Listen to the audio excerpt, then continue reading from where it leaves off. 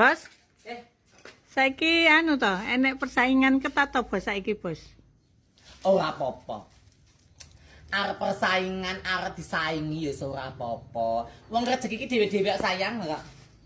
Rezeki sing atur Gusti Allah. Arep dodol semen, arep dopiye semen. Heeh ta? Heeh no. Ngono saiki rasa tinggo sepaneng-sepaneng. Tinggo setekan doae saiki. Wong kabeh saiki butuh mangan saiki andane. Lah iya. Wong butuh mangan ki, dadine kabeh ki apa sing iki dunya iki lagi golek duit lagi rekoso, golek duit lagi angel. Dadine dhek dhewe pengen dodol semen. Madha arep dodol sego wiwit ora apa-apa. Arep dodol ayam goreng ora apa-apa. Arep dodol sate bekecot ya ora apa-apa. Arep dodol sate kelinci ya ora apa-apa. Kuwi hake dhewe sayang kok ta bener ah? Heeh no, Bos. Pang golek rezeki ya. Terus saiki ngene. Nyambut gawe. Saiki wong ora nyambut gawe, ora dedet tak kandhani. Ora. Kuwi tak nggo anak-anak emak kabeh dari Sabang sampai Merauke.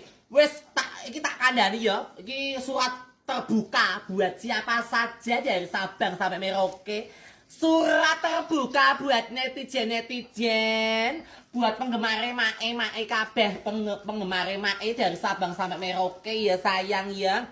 Khususnya yang buat yang julid-julid ya. Tak dongak-dongake lancar rezekine, dawa umure, murah rezeki. Tapi suatu saat sing julid-julid ki ya anu merasakan pahit, kecut, kecing, bosoke apa jenenge kuwi uripe ning alam donya. Tak omongi, urung karuan sayang, wong julid-julid ki uripe kepenak. Terus karo kuwi wong zaman saiki ora mangan apa sing ora iso mangan ora nyambut gawe ya langsung tuku. Saiki ora nyambut gawe, ora duwe duit. Heeh ta? Lah sing nyambut gawe disalahke. Sing ora nyambut gawe digrenengi, ora dedet digrenengi dirasani terus kepiye. Wong ning ngalam donya serba susah ya yu. Serba susah. Apa-apa digrenengi. Apa-apa digrenengi sithik. Bener ya dadi elek. Apa sing salah ya dadi saya salah.